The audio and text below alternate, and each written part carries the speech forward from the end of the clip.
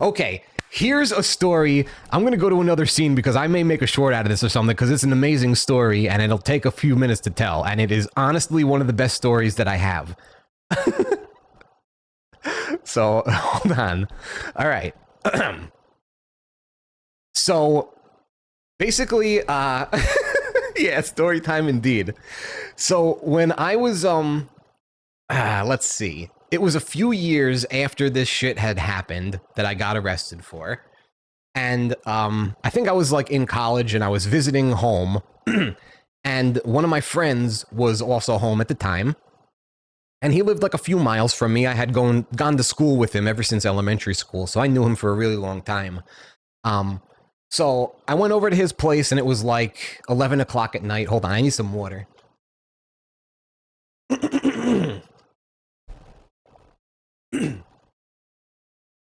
Sorry. So I went over to his place, and it's like 11 o'clock at night. And he lives with his, he was home from college, so obviously his family was home. And he's from Pakistan, so he has a very, what do you call it? Like a normal Indian family where like most of his family lives in the house, you know, like multiple generations of families live in that house. So there were like a shitload of people in the house. So he didn't want to be inside. He also has a very stereotypical pair of Indian parents who like, you know, disapprove of everything he fucking does unless he's like trying to be a doctor and shit, you know.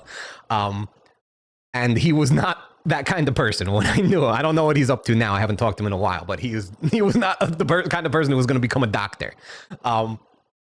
So anyway, like he's very Americanized. So, you know, he didn't have the same, what do you call it? Like values.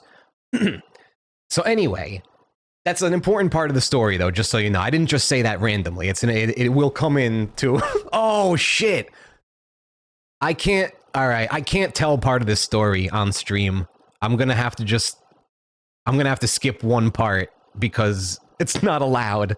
I can't say it. But all right, so this is what happened because I didn't even start the story. I go over to his house. It's like whatever, 11 o'clock or close to midnight or something. And since everybody's in his house, we go out on his porch and we're just like chilling out there. And we're just talking for a while, right? Because we're like catching up. And so it's like midnight. It's maybe like 1:32. And he's like, oh, you know, let's like smoke a little bowl. I'm like, yeah, all right, why not? So he gets his bowl out, right? We pack a little bowl and we're smoking it on his porch and just, you know, chilling. And then out of nowhere, his porch light comes on.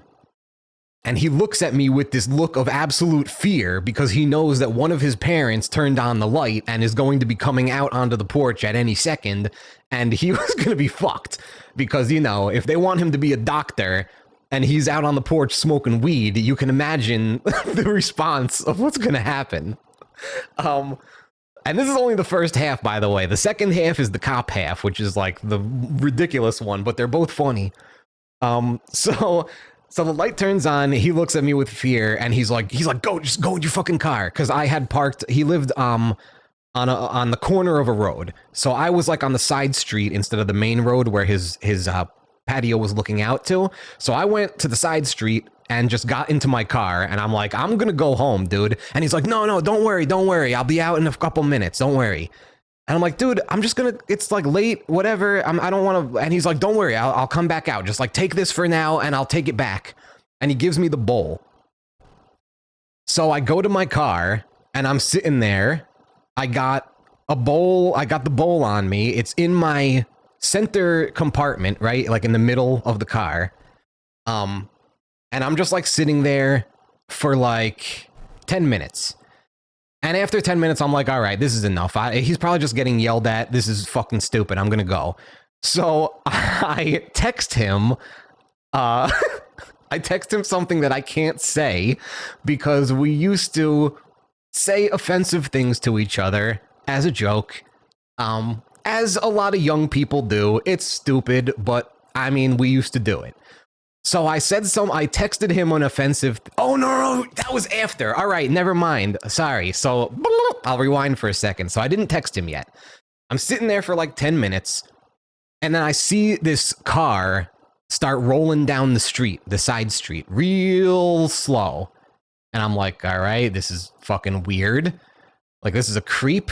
And then he like starts getting closer to me, and he turns off his headlights. It's like 2 in the morning or 3 in the morning. He's coming at me with no headlights on now. And I'm like, what in the fuck is going on, dude? And then he pulls up next to me, and it's a fucking cop. And I just like waved to him like, hello, like, okay, go, you can go on your way now. You know, I'm just a person in the car, and this is not illegal to be sitting in a car, so go fuck off. I didn't like do the motion, but I would just like wave to him like, all right, hey. And he stops his fucking car, and I'm just like, great. So he stops his car, he gets out, and immediately I'm like, all right, I just have to like get out and explain this shit. And so I open my door and I take a step out, and he's like, sir, get back in the car, please. And I'm like, all right, great. We got one of these fucking overzealous shitbags. And I understand that it's like protocol, you know, you're supposed to, but he was like treating me like I was gonna fucking kill him when I was like obviously exasperated and just wanted to like explain myself. And so he starts like just giving me shit about like, well, what are you doing out here? Blah, blah, blah. And I was like, I was hanging out with my friend. His parent came out. Like, I'm just waiting for him to come back out. You know, like I'm not doing I'm just sitting here, dude. You can't fucking arrest me for sitting here. But I didn't say that. I was very like polite and nice about it. I was like, listen, I'm just waiting here. You know, my friend's here visiting from college. That's it. And he's just like trying to be all suspicious and nosy, you know, trying to find something, even though I'm obviously not doing anything nefarious or dangerous. He just like has to fucking try to find something. And he's like, I think I'm going to search your car. And like, he doesn't have the fucking right to do that. There was no reason to, and I could have just told him to fuck off. But you know, I was a kid. So back then I was like not thinking straight. And I'm just like, I think I said that. I was like, there's no reason to be searching the car. And he's like, well, if I search it, am I going to find anything? And I just like sighed. And I was just like, dude, I can't fucking take this shit anymore. You know, this is such fucking bullshit. And so I just sighed and I was like, listen, man, you want to know the truth? I was sitting out on my porch with my friend. I was sitting out on that porch with my friend. We were smoking a bowl of weed, all right? And then his parents came out and got all pissed at him. They're yelling at him inside now. I was just waiting to give this shit back to him and go on my way, all right? That's the truth. Because he was like a young cop, and I'm thinking, all right, maybe he'll just hear it and be like, okay. So he goes, give me your license. So he takes my license, goes back to his car. I'm waiting there for like 5 minutes. He comes back to my car with my license. He goes, well, he said my last name, so I'll just say Johnson. So he goes, Johnson? I'm like, yeah. He's like, that's your last name? He goes, yeah. And then I'll make up this name also. He goes, do you know Sarah? And I'm like, yeah, she's my sister. And he's like, oh yeah, I went to high school with her. And I was like, oh, okay. Okay, great, good for you, you moron. And I didn't say that, I was just like, all right. And he's like, oh yeah, I was in like a couple classes with her, blah, blah, blah. And so he kind of is like standing there for a second, and he's like, so you know, oh no, so first he's like, all right, let me see the bowl. And I'm like, here. And he's like, empty that shit out, I don't want to see it. And I'm like, all right, it's gone. And I emptied it out, I threw it back in that car, I'm like, I'll give it to him when he comes back out. And he's like, you know how big a deal this would be, right? If I took you in for this, like even this small amount would be a big deal. And I'm like, yeah, I understand. Like I was like, you know, stroking his ego. Like, yeah, I totally understand. I'm very appreciative. Thank you so much, Mr. Big Strong Cop Man. Oh, you're so great. Can I suck your penis now? And so I, you know, making him feel all good. And he's like, so, why don't you give your sister a call and thank her for knowing me? And I was like, well, it's 3 a.m. and she lives in Florida and I'm in New Jersey right now. So I don't really want to call my sister in another state in the middle of the night when it's not an emergency, because that's literally the only reason I would be. And he's like, oh, well, I think you should just give her a call and, tell her, thanks for knowing Officer, whatever his name was, Officer Dipshit. And I'm like, she's not going to answer. It's the middle of the night and she lives in Florida. He's like, well, just try it. I'm like, okay. So I get my phone out. He goes back to his car. I get my phone out. I call her. Obviously her fucking voicemail picks up. And I'm like, hey, so there's an officer, whatever, an officer shitbag who is telling me to thank you or thank you for knowing him. Apparently you were in school with him. You went to high school with him. And I was like, obviously saying it like what a sad, pathetic fucking loser this guy is, because he was in his cop car. He wasn't listening to me. And I was leaving this message. And I was just like incredulous that I had to do this. And so I hang up and he comes back and he's like, so? And I'm like, she didn't answer. It's 3 o'clock in the morning and she lives in another state like I fucking said. And he's like, oh, okay. And then he starts going off again on, well, you know how bad this would be, right? If I didn't help you and this and that. And he's like, and I'm like, yeah. And he's like, so, I'm gonna call you for a favor then. If I call you for a favor, you'll do that favor? And I'm like, yeah, sure I will. Of course, sure. And so he took my number down. He made sure that it was mine because he called it while I was there. And then he's like, all right, I'm gonna call you. And this guy he tried to get me to be a narc for him. He called me like a shitload of times after that, and I would just ignore his call every time. Like, you fucking idiot.